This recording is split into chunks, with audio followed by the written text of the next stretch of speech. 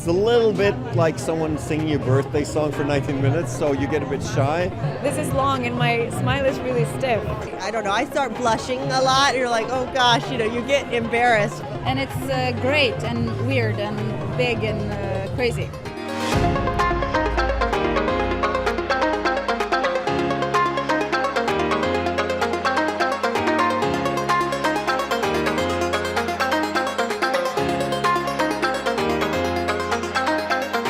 Enjoying tonight so far? Good. I'm glad to hear it. Yeah, I've gotten like 2 meters into the red carpet. I'm happy. We're warming up. It's long. Hey, if it is even possible to put into words, how has life changed for you since the first time that you collaborated with Joachim to where we are today? It's changed in so many different ways. It's hard to put into words. I think both as a person, like hanging around with Joachim, he's so wise and so intellectual and intelligent. Like you learn a lot about yourself being in his world of like his scripts, and also just hanging out with him and having conversations. So that's changed a little bit, and also my way of acting I think has changed a lot, because I was in the theater for many years, and that you build something. It's very analytical, and with Joachim I learned to let go and lose all strains and lose control, and I think that really defines me as an actor now. I was buzzing to see that you guys had that 19-minute standing ovation at Cannes, Yeah. which is the third longest in history, I'm told. What goes through your mind when you're stood there for 19 minutes listening to the adulation? What goes through your mind? Well, actually, you don't realize it's 19 minutes. You just feel that this is long, and my smile is really stiff. And then we got out and we realized how long it was, and we thought people were joking, and then we saw it like written down, and then we started believing it. But it was, amazing. Obviously, a 90-minute standing ovation is very positive. What have the reactions been from people who've seen the film? What have they spoken to you about after watching the film? What have the conversations been like?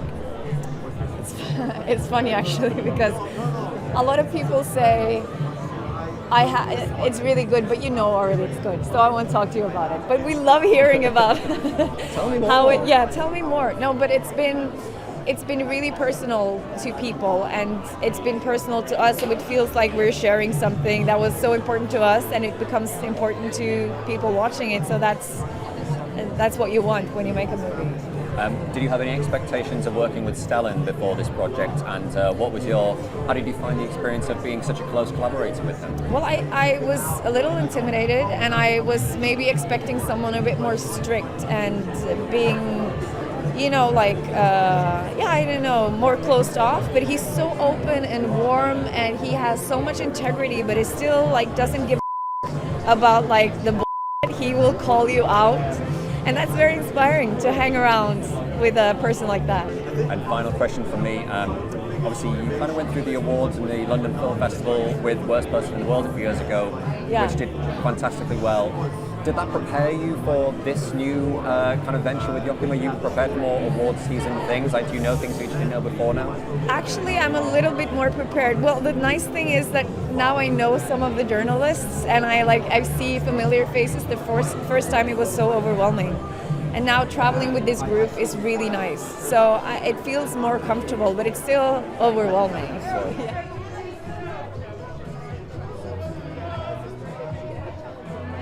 How are you? I'm good, how are you? I'm really well, thank you. How are you enjoying being back in London so far? Yeah, I love it. I miss London, because I filmed The Great here for a TV show I did for 3 years, and I haven't been back in a while, so. Welcome back, always glad to have you. Thank you.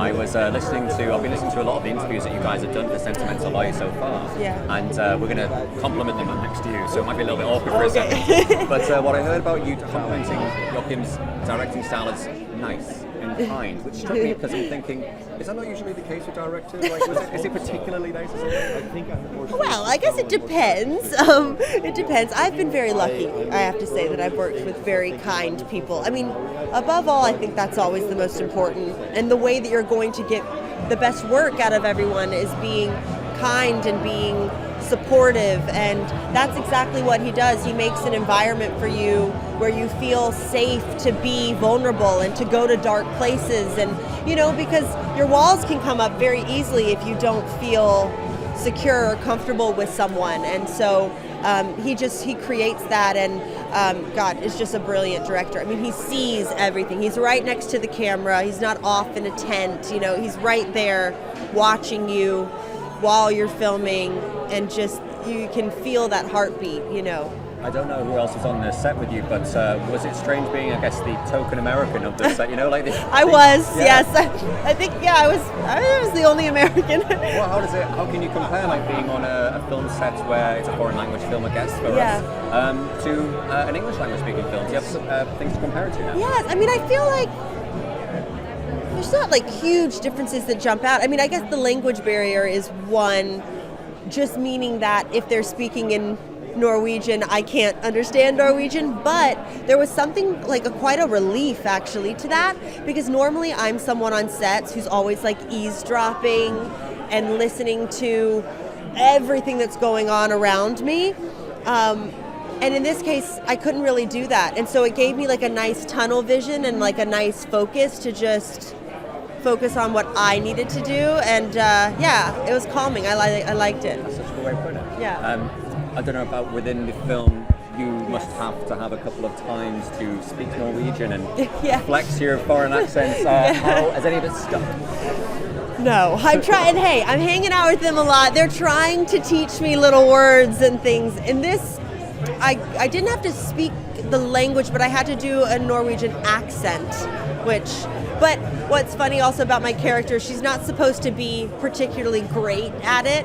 She's passable, which I think I'm passable. There was a 19-minute standing ovation for this film, which I've seen is the third highest in history, behind Pan Slam and Power 9/11. So that's pretty, prestigious. What goes through a person's head when they're being clapped at for 19 minutes?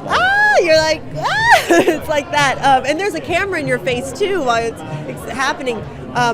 You don't even know how long it feels, but I don't know. I start blushing a lot. And you're like, oh gosh, you get embarrassed. But for me, I was just very, very proud and excited for Joachim, because I think he deserves that. I agree. And I know that it's nice to have you, because I know you're a very busy person working on the latest Hunger Games film which is coming out. Yes. Can you give us any updates on how that's going at the moment? Yes, I guess I'm in production. Yeah, I've shot some things. I love seeing the cast list, and people are categorized into the different factions. Who are you spending day to day with in that cast? Who are you bonding with? Honestly, I have worked with everyone. I've got to know everyone, which I'm very lucky. And Joseph is great. We have a lot of scenes together. He's really good. I'm excited for you. Thank you so much for your time, and enjoy tonight as well. Thank you. Hey, congratulations on another fantastic film which has been received so well. Sorry. Thank you. How does it feel to be back at the London Film Festival? Do you have a lot of memories of being in London and working in London? Absolutely. I went to the National Film and TV School in Beaconsfield. That was my education as the fiction direction course. And it's kind of a dream come true. London Film Festival has screened almost all my films. So this is, being able to come back, and now the carpet's gotten bigger. There's more panache. I'm very honored. It's a real dream come true. Absolutely. What I've heard about a lot of your actors talking about you as a director is that you are particularly nice and kind, which isn't always the review when it comes to a director. Is that a style that you intentionally developed, or is your personality going into a project? When I was young, all these people were telling me all these strange things about being a director. I only use verbs, so I don't use any verbs. And I got very confused, and I realized you have to be yourself, because directing actors is all about trust and getting to know each other, and hopefully I can stimulate or support them to do what they do so wonderfully. And with this cast especially, I have a lot of faith in them to do it right, so I try to not get in the way. I loved hearing about how, correct me if I'm wrong, but Norwegian films, you don't say cut, you say thank you when you're finished. Yeah. Is that a tradition? Is that It's something? true. Yeah. So I'll just repeat it. It's a wonderful thing that you heard this, and it's true. In Norway, we don't say cut. We say tak, which means thank you, after a take. And even when when I worked in London on short films, I said cut, thank you, because it was in my instinct. So a lot of British actors were smiling and laughing in a sweet way, but you don't have to thank me every time. I said no, but where I come from, that's what we say. I saw the fantastic news that you had a 19-minute standing ovation at Cannes, which is the third longest in history, so far I can see. What goes through your mind during those 19 minutes? Does it feel like 19 minutes at the time? It was beautiful and absurd at the same time. It's a little bit like someone singing your birthday song for 19 minutes, so you get a bit shy. But I've struggled enough in my life to be in this situation of being allowed to make film after film. I'm very grateful for that. So of course you take it in. As a great friend of mine, a writer from Norway called Bjarte Breitag once said, when I said it's so hard to take praise, he said, no, put it on your pouch because you'll be walking in the desert soon again. So I took it in. And finally from me, Worst Person in the World did so well in award season, and you went to the Oscars obviously.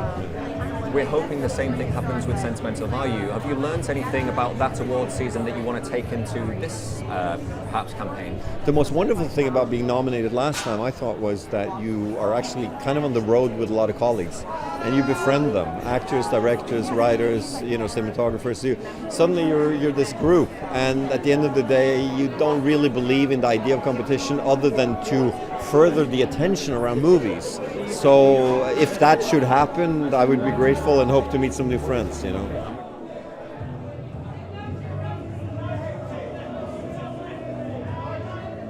definitely my first, this is like the first promotional tour I've been on.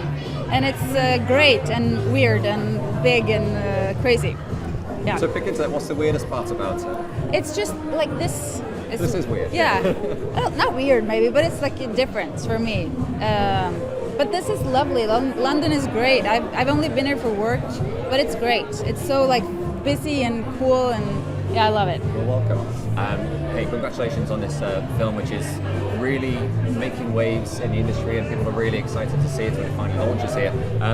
What are you hoping audiences will take away after sitting down and watching Sentimental Value? I hope they feel the love that we put into it, and I hope they maybe get like inspired to call their parents or their siblings and to try to work out the difficulties. It's worth it, I think, sometimes.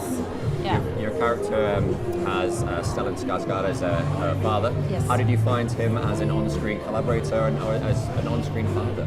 He's wonderful. He's such a nice, kind man. So he's very easy to like and to feel safe with. And that's a great foundation for a father-daughter relationship. Even though it's a rocky one, it's this feeling of familiarity right away. And he's a very good actor, and he's very available. So you can see his emotions in his eyes, and he's not lying. And it's really like thrilling to be able to work with him. Yeah. And can I ask you, as an expert in the Norwegian language, obviously we know this film as Sentimental Value, but what is the Norwegian name for it? Affeksjonsverdi.